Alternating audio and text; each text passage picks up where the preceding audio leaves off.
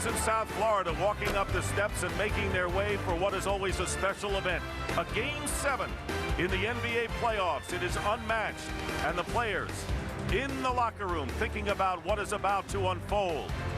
For some, a once-in-a-lifetime experience.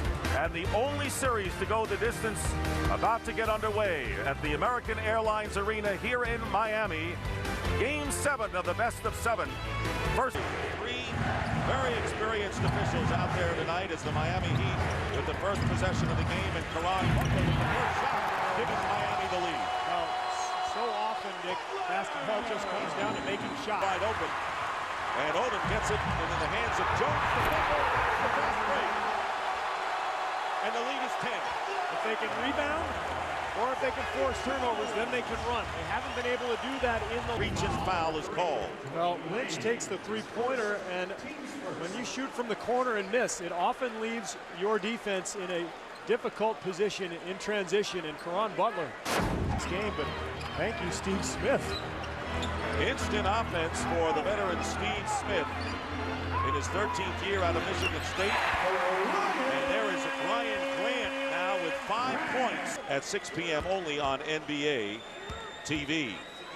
Dwayne Wade, who has scored 2 points and picked up a personal foul.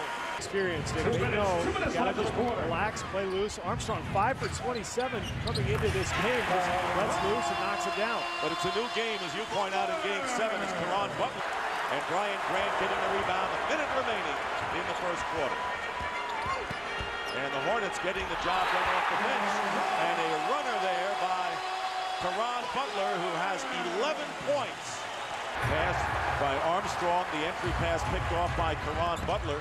Butler leaving it open, and Udonis Haslem, who's entering the game. Wade beating Caron Butler, is off to a great start. 6 of 8 from the field and 13 points. And Craig Sager reports from the working against Caron Butler. The Heat end up with a loose ball again. Here's Dwayne Wade going in. Gets the basket. Stacey Altman was all over him, and Dwayne Wade made an incredible basket. The Heat coming out of the chute, beating the Hornets to the ball at every turn. Turnover that leads to another open floor situation, and Wade, as good as there is as a young player with his body control, watch him absorb the body contact from Ogden and still have the athletic taking care of the basketball. This Miami team, not great offensively, they'll let you back in. Caron Butler having a tremendous start. 15 points, 5 rebounds. Butler has hit 7 of 11 from the field. Well, Caron, nobody knows how a team will respond to it. 7, you came out so aggressive at the beginning. The first 4 points, 15. How did you prepare for this? You know, this you got to keep your energy high. This is an energy game, and in order to beat them, we got to get out in the transition and get defensive rebounds, and that's what we're trying to do. But that lead is now down to 10. This last play when they had the ball in bounds, you guys had a foul to give. Why didn't you foul Steve Smith? You know, we thought he was going for the three-pointer. We knew the play. It was well executed, but he drove the ball. He surprised a lot of us, and you know, we should have stepped up for a charge, but you know, that's past us now. We just got to win the game. All right, thanks a lot, Dick. All right, Craig, and for a team that's awfully green, Caron Butler with 15 points in the first half. And a great start for Butler, who also had 5 steals to tie a Miami Heat playoff record in the first game of this series. Was all-rookie first team last year. Played for Jim Calhoun at the University of Connecticut. Makes the free throws. By now, biggest lead was 15. Good ball movement and the field goal by Caron Butler. 19 for Butler. He led the Heat with a 24-point effort in Game 3. Just a few possessions away for the Hornets of really getting back into this thing, and they've got to make stops. Well, they got to stop Caron Butler, that's for sure. 21 points for Butler, and next to him, Lamar Odom, Brian Grant, Butler on the cup.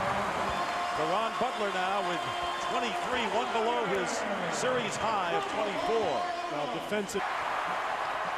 Odom intercepts, and that'll do it. The Miami Heat, no one gave them a chance in March of making the playoffs, and now they move to the second round as Miami wins all its 4 home games and defeat the New Orleans Hornets 85-77, 4 games to 3. and will go on to face the Miami Heat in Game 1 of the Eastern semifinals on Thursday at 9 p.m. Eastern. Caron Butler leading the Heat with 23. Steve Smith had 25 points as Miami moves on to play Indiana.